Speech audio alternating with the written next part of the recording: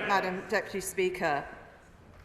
I know that the Speaker is a servant of this House and that he takes his responsibilities to us extremely seriously.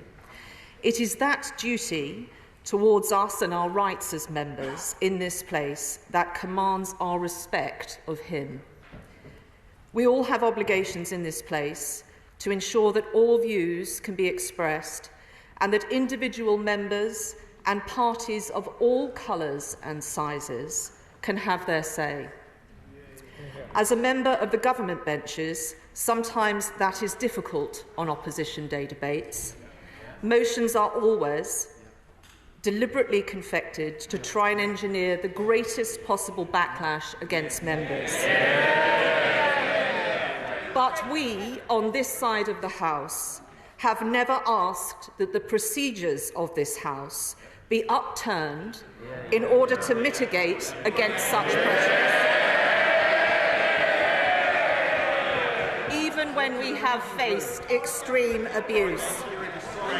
Mr. Speaker has stated in the decision that he has taken today and that he is entitled to take that he wished for all propositions on the order paper to be put to the House. However, this decision has raised temperatures in this House on an issue where feelings are already running high, and it has put honourable and right honourable members in a more difficult position. It also appears from the advice of his clerk that the decision is taken against the long-standing and established processes and procedures of this House, and that the consequences may be that government is not able to respond to opposition day motions, and as such, the government does not have confidence that it will be able to vote on its own motion. For that reason, the government will play no further part in the decision this House takes on today's proceedings. I would like to stress that the government's position on Israel and Gaza remains unchanged, as my right honourable friend, the Prime Minister, outlined today. We want to see the fighting in Gaza end as soon as possible. We never again want to see Hamas carry out the appalling terrorist attacks that Israel was subject to. And we know that just calling for an immediate ceasefire now, which collapses back into fighting within days or weeks, is not in anyone's interests. We will be reiterating the government's position via a written ministerial statement. I fear that this most grave matter that we are discussing today and this afternoon has become a political row within the Labour Party, and that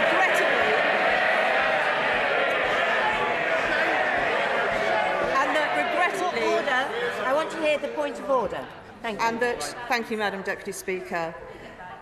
And that, regrettably, Mr. Speaker has inserted himself into that row with today's decision and undermined the confidence of this House in being able to rely on its long-established standing orders to govern its debates.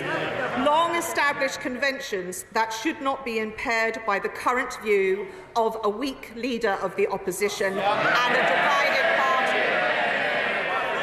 I would ask, Madam Deputy Speaker, I would ask that the Speaker take the opportunity to reassure all honourable and right honourable members that their Speaker, our Speaker, will not seek to undermine those rights in order to protect the interests of particular members, and that future opposition day debates will not be hijacked in this way.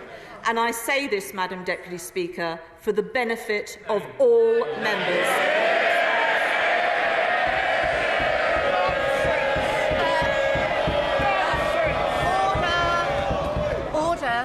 Order.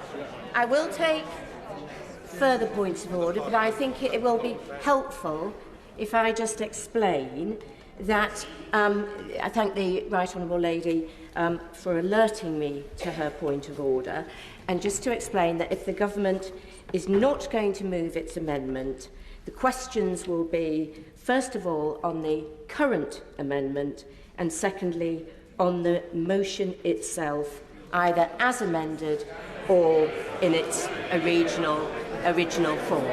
I hope that is helpful, and it would be helpful if I could be heard Thank you. Thank you. Order. Order. I'm first of all taking a point of order from the Shadow Leader of the House, Lucy Powell. Thank you very much, Madam Deputy Speaker. Obviously, I haven't had advance notice of the point of order from the leader, so I'm responding in terms today. Of course, we support what the Speaker was intending to do today. Well, hang on a minute. Hang on a minute. Yeah, we support the Speaker. Disgrace. We are going to listen to the points of order. The Leader of the House was heard, and the Shadow Leader of the House, and then I will come on to the Leader of the SNP. But I expect everybody to be heard with respect. Lucy Powell. Thank you very much, Madam Deputy Speaker. Sorry, I mean, last time I looked, the government benches had a majority in this House. So if they don't like the amendments that are before them, they could vote this evening to defeat those amendments.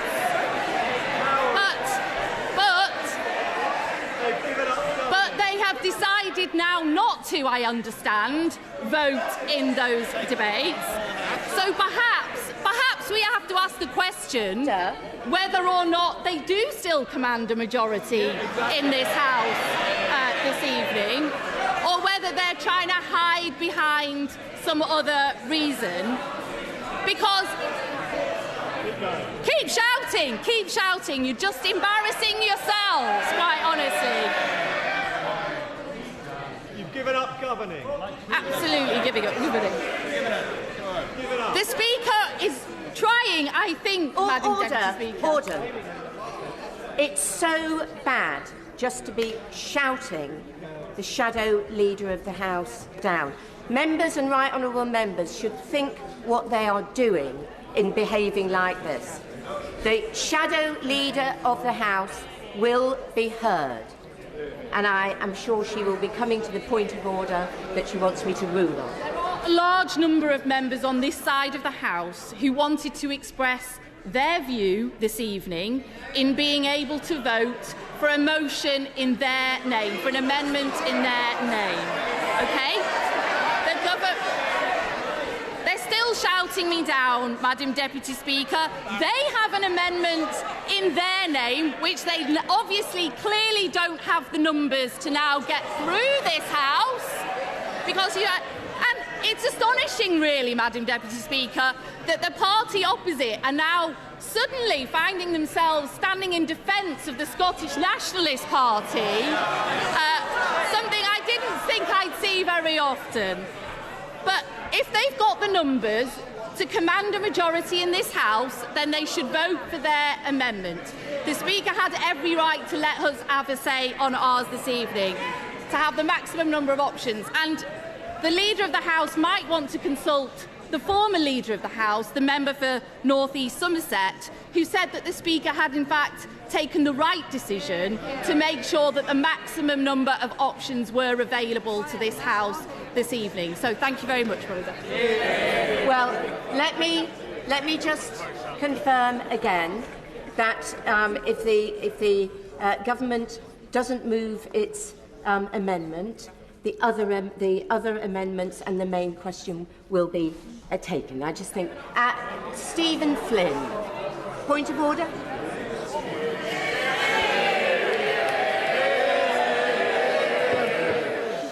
Madam Deputy Speaker, may I firstly begin my point of order by just re-emphasising that we are all here tonight to vote on the civilian deaths in Gaza and the appalling situation that has been faced by nationals in Israel too. We all must remember that.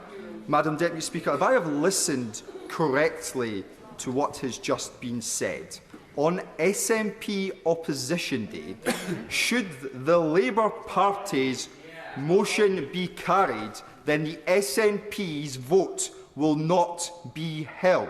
Secondly, if I have read the clerk's letter to all members correctly, which was sent to the Speaker, this was a consequence that he was warned of.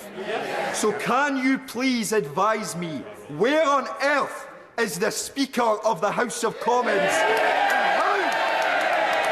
How do we bring him to that seat to explain? How do we bring him to this House now to explain to the Scottish National Party why our views and our votes in this House are irrelevant to him?